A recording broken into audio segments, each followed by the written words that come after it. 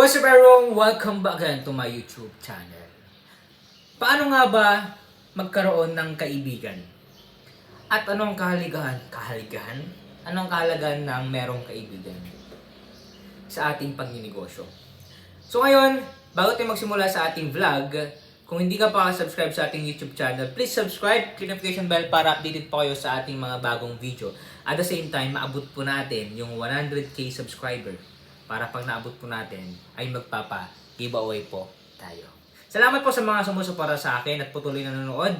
Ngayon, pag-usapan natin yung about kaibigan. Okay, so makita nyo itong vlog na to. Bago nyo i-click itong video na to, meron tayong natawag na thumbnail. Yan, sobrang saya namin na magkaibigan. Ito kwento. Kaibigan ko siya simula nung grade 8, grade 7 I think, nung high school. And until now, magkasama pa rin kami. Hindi yung laging magkasama, pero lagi kami nakikita. Okay? Ngayon, ano nga ba yung kahalagan ng kaibigan? Ang kaibigan kasi, yan yung laging andyan. Kapag kailangan mo ng kausap, especially pag may problema yung business mo. Yung kaibigan ko na yan, si Jason, shoutout sa'yo. So, magbait niyan. Hindi ka man niya matulungan through finances sa business mo, o hindi mo naman siya partner in everything, pero kailangan mo kasi nang merong makausap man lang. Meron kang mailabas mo yung sama ng loob mo. Kasi baka pag hindi mo na ilabas yung sama ng loob mo, kaya yung meron kang gustong mapagsabihan lang, baka bumagsak ka. Baka magpakamayay ka in everything. Kaya kailangan mo ng kaibigan na lagi na kakausapin mo.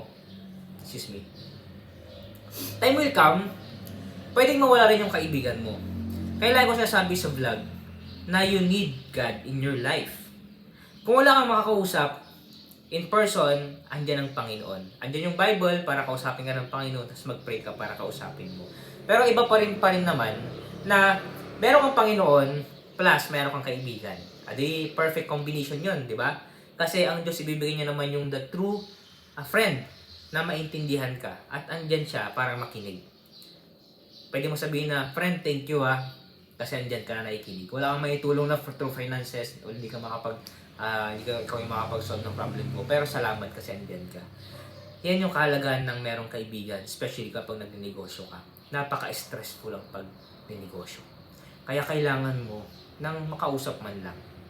Yes, medyo nakakahiya, pero kaibigan mo naman yan kilala ka naman yan Kaya, medyo kanyan, maglalambing. Kailangan ko ng kausap, kailangan ko magkape.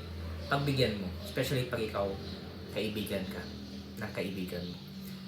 Alright, yun lang naman. And ngayon, meron tayong ginawang libro para sa inyo. Sa mga gusto magsimula ng negosyo, sa mga nagsimula na pero wala pang knowledge, at saka mga may merong problema sa negosyo. Baka ito na yung sagot sa inyong problema. Ngayon, itong libro na to ay ginawa ko to ay para sa mga negosyante. Negosyo reality. Para bago kayo mag-start ng negosyo, malaman nyo at pwede nyo i-apply sa sisimulan yung negosyo. Ngayon,